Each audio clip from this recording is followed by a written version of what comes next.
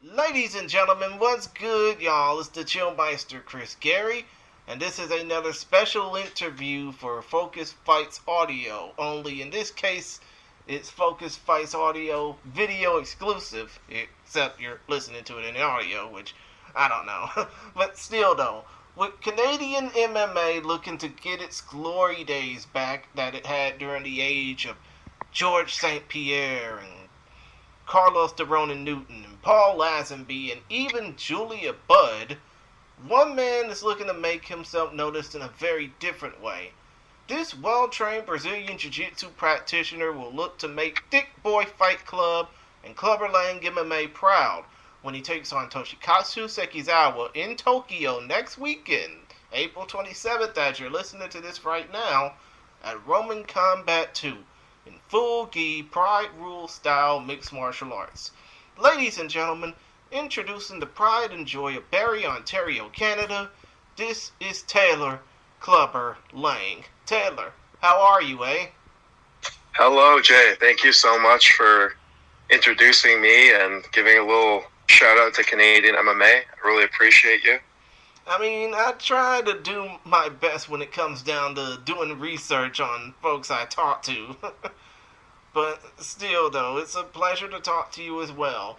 Now, before I even get off into, the basic questions that I would normally ask, I just want to ask, what led you to getting the offer to fight for Roman Combat and particularly fight under the aspect of, Pride FC rules, or what is now known in the RIZIN Fighting Federation as the superior rule set? Yeah, my story is a little bit different. If you look at my record, my first professional MMA fight was back in 2014. Then I had some issues getting fights. The athletic commission wasn't really playing ball, not approving my fights. So that's where I ended up competing on those Thicc Boy shows. And it just got to the point where I was having issues getting back in the professional scene. And growing up around Gary Goodridge and some of these other fighters who went to Japan, it was always recommended to me to try and break into that scene. And so I've always been a fan of Japanese MMA, been watching since Pride. And I had a little injury going on for a while, so I decided to reach out to literally every single promotion, Shuto, Pancrase, you name it. I looked up the Tapology and I found all these different contacts. And I had a few promotions follow me back on social media, but we never agreed to a fight. And then Roman Combat emailed me back and they offered me this fight with Toshikazu Sekizawa, and I just couldn't resist. And that basically takes us to today. Now, about your opponent, I understand you only got the call recently to fight Mr. Sekizawa, but are there any thoughts about your opponent? Have you done any tape study on him? Yes, I have. To be fair, Roman Combat, they didn't promote this fight until recently, but they gave me ample time to train for this fight, at least 2 or 3 months notice. Wow. And they sent me video links to check out my opponent. So I really respect them for that, giving me plenty of time to prepare. And my opinion on my opponent is that he seems pretty one-dimensional, in my opinion. He seems more of a gi jiu-jitsu player. And I saw his one MMA fight that he had. His opponent was not a very strong opponent, let's say, record-wise. So basically his opponent was probably under 500, huh? Yeah, he was something like 1-10 overall. Damn. So, he found a way to win, and he had some good ground and pound in that match. So I'll have to watch out for that. And he seems like a big guy, right? He's a big guy. He competes often. so he's probably will be able to perform and feel comfortable. And I heard he had another fight a month ago where he was finished by strikes in the first minute. Mm-hmm. So that's about all I have so far. I mean, come to think of it, Sekizawa ain't but 225 in weight, 225 pounds, 102 kilograms. But still, though, I mean, when it comes down to it, a lot of people wouldn't know much about yourself either, especially considering the fact that aside from the Thicc boy shows, you know, a lot of people wouldn't even know you too well unless they follow Canadian MMA. Am I right? Exactly. Like the funny thing is, there's not much footage on me. You know, my last couple wins were never posted on social media, except I post a little clip of the submissions or whatnot. Mm-hmm. And as well, like, it's pretty well known in the scene that, you know, I was like a gym fighter, right? I'd be exceptionally talented in the gym, and I'd underperform heavily in the match. So I'm pretty sure my opponent saw a few of my early matches and things. So I'm also just a jiu-jitsu guy, which probably led him to accepting the match.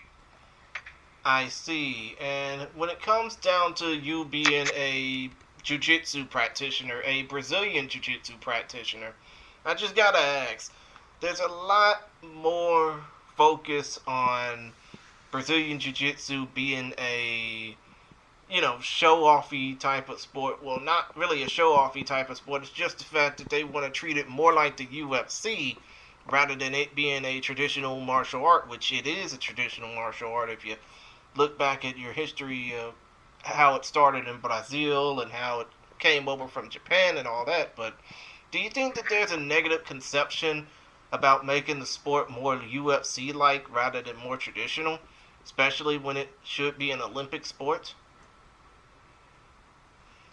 That's an interesting question.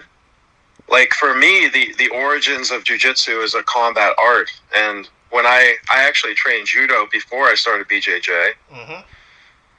And I always learned grappling for self-defense and for MMA eventually. So I actually trained jiu-jitsu with a gi or no gi, pretending my opponent is striking me or can do this or that. So I have a very tight jiu-jitsu, whereas a lot of these sporty jiu-jitsu players are very loose. They don't think about striking, and their jiu-jitsu doesn't transfer to MMA very well. So a lot of people, you know, are kind of insulting to jiu-jitsu players. You know, the guard pullers, they can't wrestle and this and that. But I agree, yeah, I think that jiu-jitsu could be an Olympic sport. And I think most people are trained jiu-jitsu just to get good at gi jiu-jitsu. Like, very few of us from my country actually cross over and fight MMA and want to fight in the UFC. Come to think of it, Taylor, do you think that when it comes down to people who don't want to compete in jiu-jitsu or don't want to practice jiu-jitsu just to get into MMA, do you think it's more because of the fact that a lot of people want to, in some certain way, use BJJ as a mechanism of self-defense? Quite possibly, yes. I mean, everyone trains for different reasons, right? Like, some of my very great training partners, they're killers in the gym, mm-hmm. but some of them don't want to compete, even in jiu-jitsu. I'm not sure the reason behind that, but not everyone wants to handle the competition. Not everyone, you know, wants to work in law enforcement and have to use these skills in real life. So I think jiu-jitsu is probably like the softest martial art where just everyone from a doctor to a blue-collar worker can play that sport. You know, whereas like you go to a boxing gym, everyone there is learning how to fight with the intention to fight or use it on the street. It's just a different type of personality. I mean, come to think of it, I'm pretty sure some people would probably go to a Krav Maga gym and probably think the last thing they want to do is fight, you know? Yeah, exactly. Like, I'm a martial artist, you know? I train many different styles. I respect them all. They're all useful in the right situation. Yeah, they are. especially if given a chance of it being possibly life or death. You have to learn how to fight your way out of that situation somehow.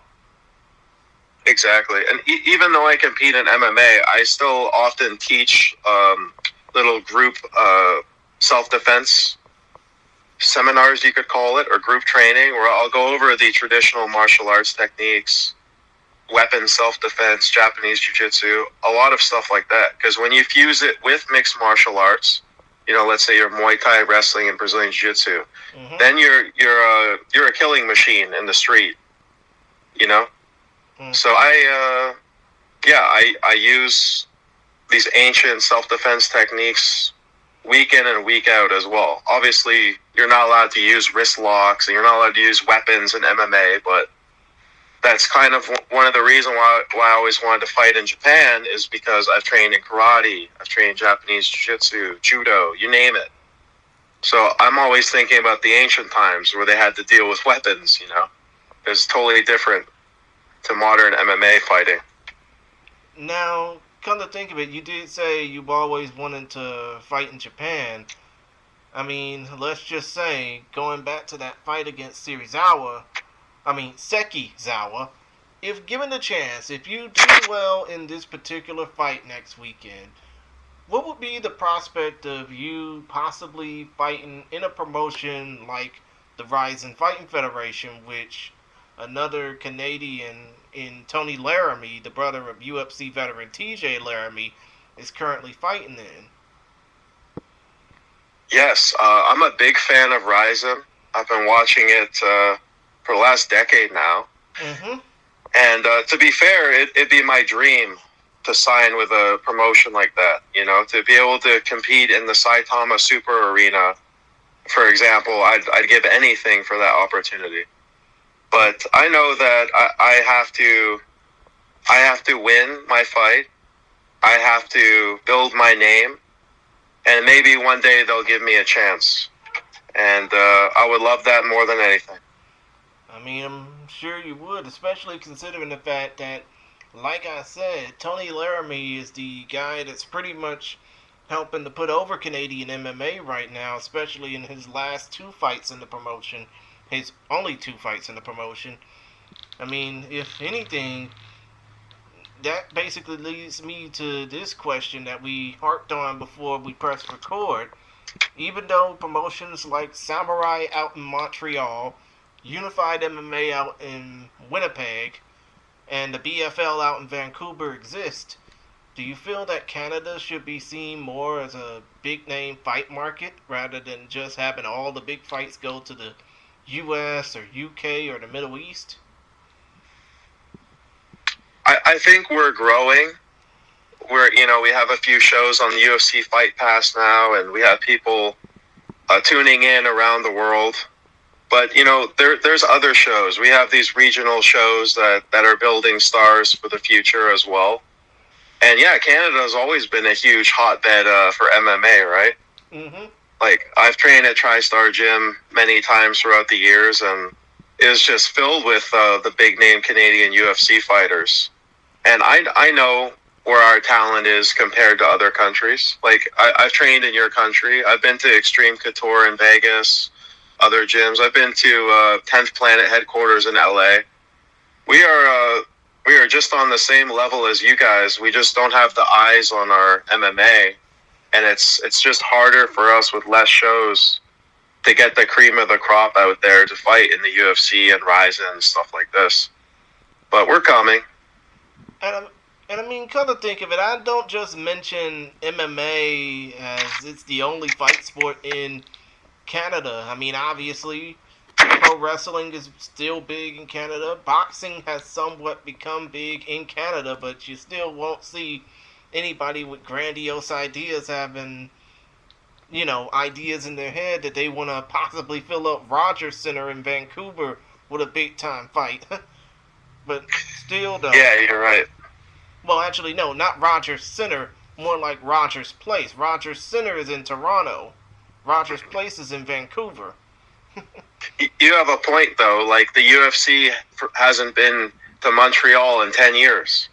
right? And they're coming in May. And it's like, from my perspective, I don't understand why they're not coming every year or two, because it's a sellout every time. You know, Quebec is a hotbed for fighting in this country, and they really support their local fighters. And also, you know, Toronto and Vancouver, they could also have UFC shows every year. I really don't know the answer to why they come so infrequently. Maybe they're waiting for the next GSP level guy to come about. But COVID was a big hit for MMA. We basically had no shows for years. Mm-hmm. So that set everyone back a couple of years compared to maybe Florida or Texas or something. Yeah, so, of course. I mean, to be honest, I just hope that there will be a day where people want to say, instead of going to, say, Riyadh, they would want to go to, like, Vancouver or Toronto just to see an event. Well, 100%. We have the infrastructure and the arenas for that, right? Mm-hmm. We just need some sort of hero, kind of like Japan too. They need another Sakuraba kind of character to push their MMA scene too, right? You haven't had that many people cross over and fight in UFC, except for like Asakura and Horiguchi now. Mm-hmm. So I think every country has kind of just got their fingers crossed for a superstar. Whereas in my position, I'm kind of like having to do the opposite. I'm kind of having to go to a foreign country, a foreign land, and have a duel to the death just to try and get my name out there. And mm-hmm. But hopefully the Japanese people are accepting of me and like what I'm going to bring. Yeah, but here's the thing, though. When it comes down to this fight that you're going to be a part of, I mean, upcoming next week, you're going to be fighting in a gi under Pride rules. I think it's 1 10-minute round. But what are your thoughts about competing under that rule set wearing a traditional gi? Yeah, it's I know the show is called Roman Combat, but in my mind, I am literally going to fight in Pride FC. Like, it reminds me of the early 2000s with, like, Yoshida and Gracie and different people who actually fought with the gi on, right? Mm-hmm. The origins of mixed martial arts, you could say. And to be fair, like, I grew up training in the gi. Like I mentioned, some of the traditional martial arts I did, and I trained Brazilian Jiu-Jitsu for a decade. But because I was always so interested in MMA, I always focused on the no-gi. Mm-hmm. I'm not like well known for my gi skills. So this whole training camp, actually once or twice a week, I would train with the best BJJ black belts around. I go and train with the top judo players around once a week. So actually, I had to relearn how to pass all the different guards, how to break the grips. It's really its own weapon, the gi. It's scary how many submissions and pins and such you can do with it. It's really going to be a huge part of these fights. Mm-hmm. Totally understood. And sorry, and also, of course, globally, outside of RIZIN and ONE FC, we're not allowed to use grounded knees, soccer kicks, stomps. And, that's like a dream for every MMA fighter to be able to do real martial arts with almost no rules, right? Yeah, it's just hard to train. It's hard to get your training partner to say, okay, soccer kicks allowed. It's just something you got to train on the side, doing ground and pound drills and visualization and stuff. Yeah, but the thing is, when it comes down to some of these rules and ideas, the promoters basically say, hey, soccer kicks are allowed, grounded knees are allowed, grounded punches are allowed. But it's like basically putting a can opener in front of a 2-year-old. You don't know how you're going to be able... you don't know how you're going to be able to contain yourself. Exactly. Like, it's exciting and scary at the same time, right? Mm-hmm. Now, like, I've done a lot of studying, watching old Pride fights in my life, and basically, you shouldn't be in a position where you get kicked in your head on the ground or kneed in your head on the ground.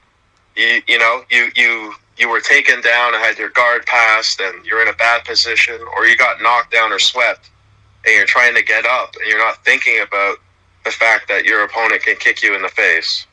So it changes everything. I mean, even Mighty Mouse got knocked out with a grounded knee in 1FC, so, it's not something we're used to training, right? Mm-hmm, exactly. But still, though, when it comes down to this promotion that you're going to be fighting in, it's Roman Combat. The Roman part in this case stands for Roots of Martial Arts Network.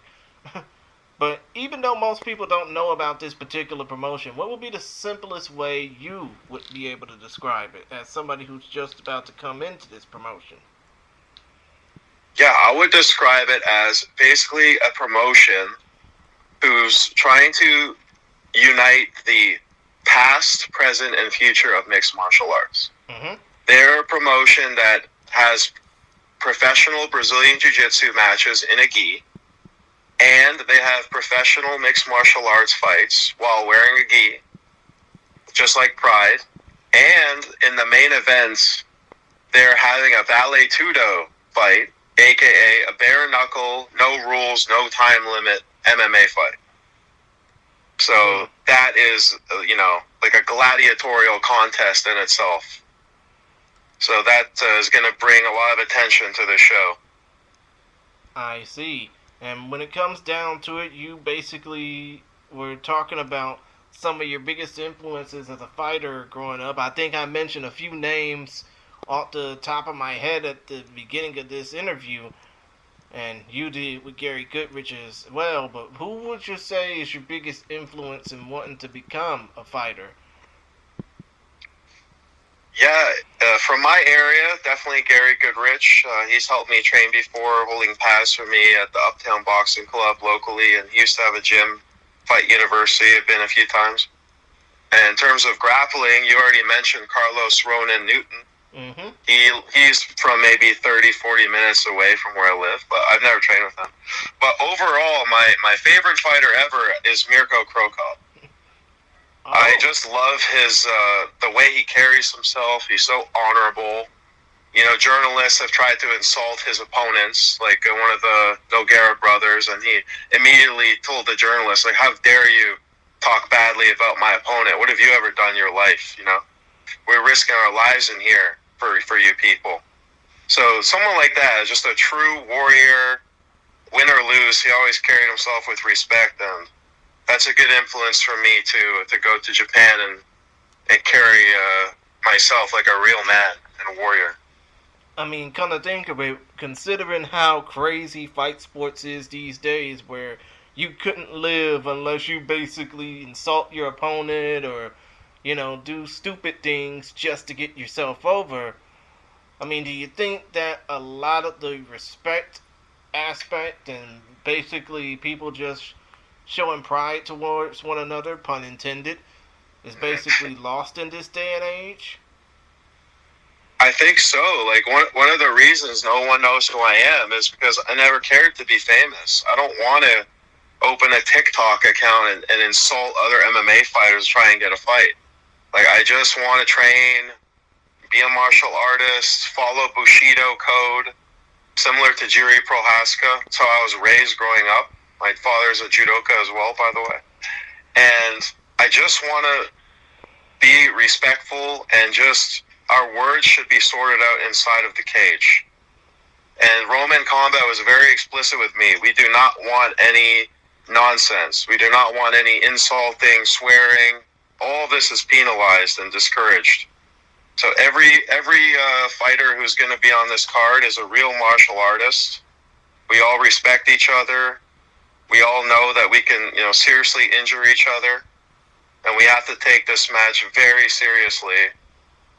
And that's what it's all about, Like, Japanese martial arts has given so much to me in my life. And now I can give back in a small way and I'm going to show them that I understand the respect and the honor, and I'm going to represent myself in this way over in Japan. Mm-hmm.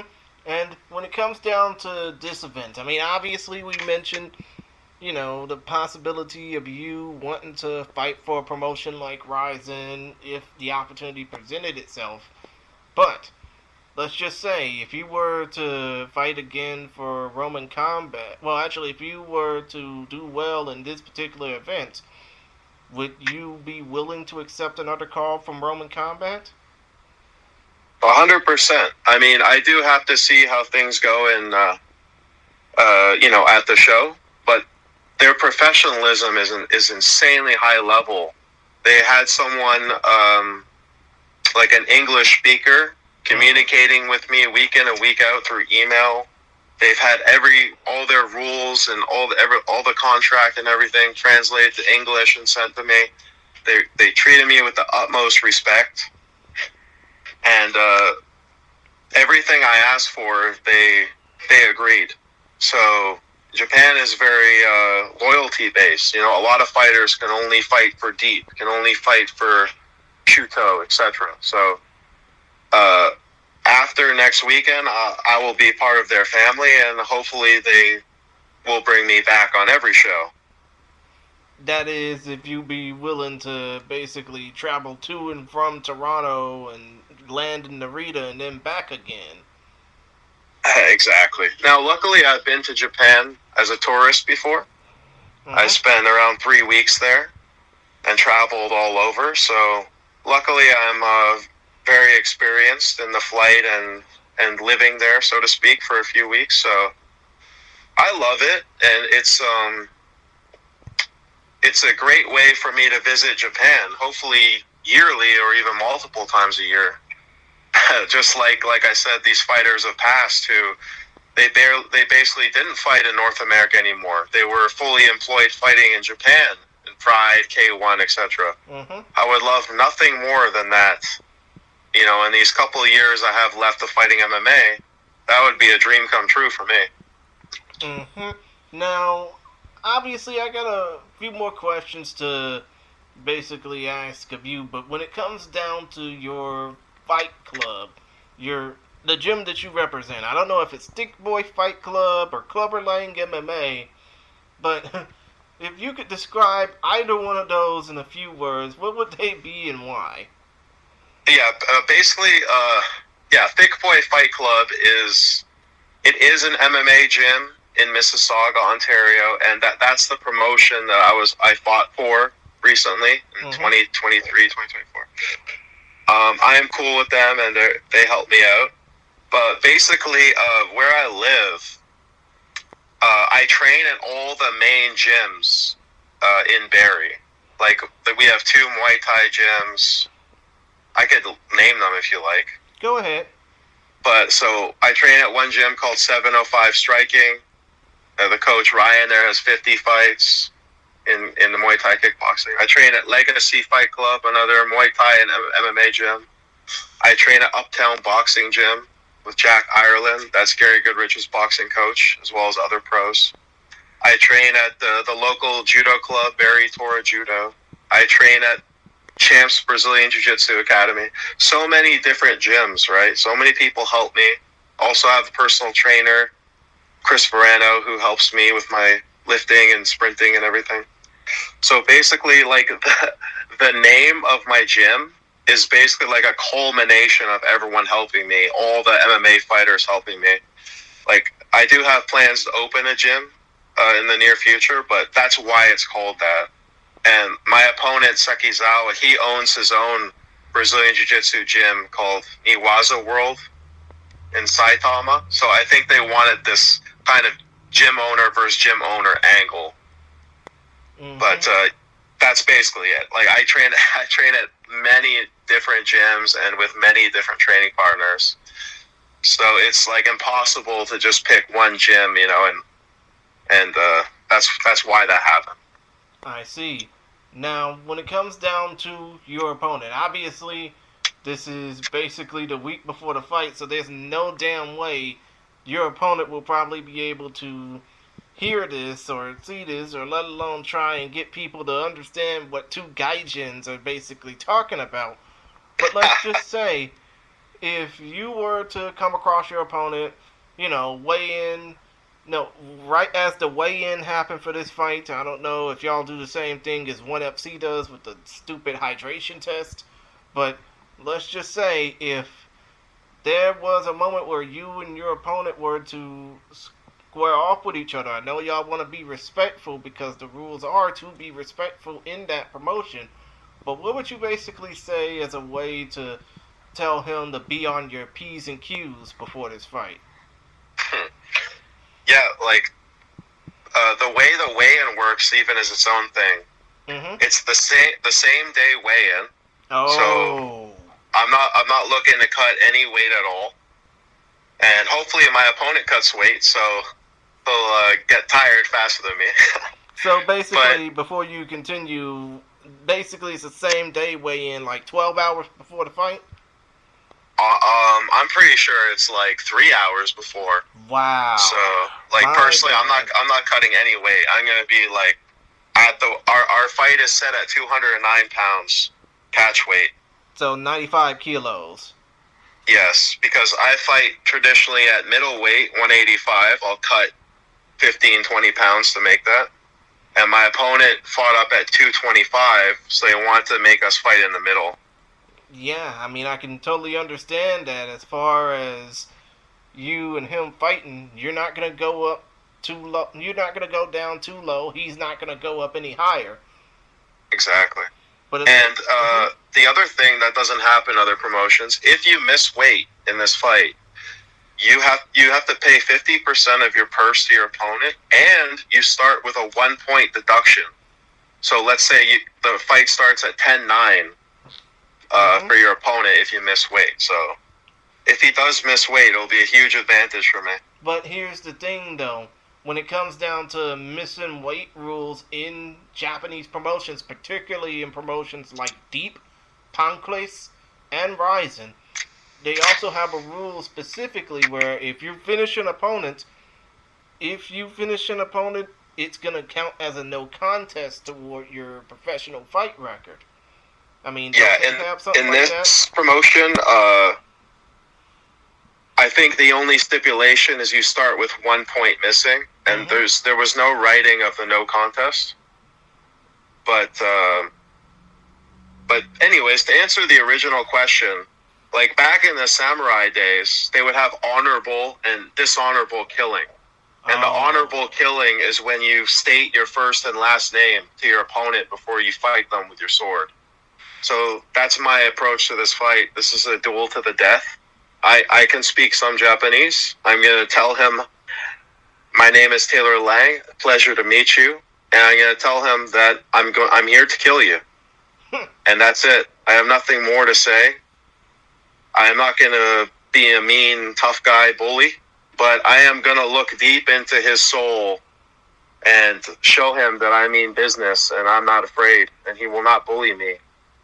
And I'll see how he responds in the moment, you know? I mean, come to think of it, that's the best approach to go about it, because there's basically the difference of being a tough guy to the camera, but a weakling in the ring. And there's a difference between being a weakling behind the camera, shy, very pessimistic about themselves, and then unleashing the beast when it comes down to being in the ring. I think, hopefully, you'll be able to channel both that energy of being calm, but also letting a little bit of a beast loose, so to speak. 100%. That's my goal, I feel genetically predisposed that I'm descended from warriors, and everyone is always nervous to lose a match or whatnot, but I'm not afraid to get in there and let this warrior out and show everyone what I can do. It's about time I have a great performance, Right. Keep this winning streak going. My goal always is a finish, knockout or submission. That's the only thing that I accept. Understood. I mean, I can't argue with that. Now, as I basically end this interview out with you, I just want to give you a chance to put over how people can contact you or reach you and, basically shamelessly put yourself over.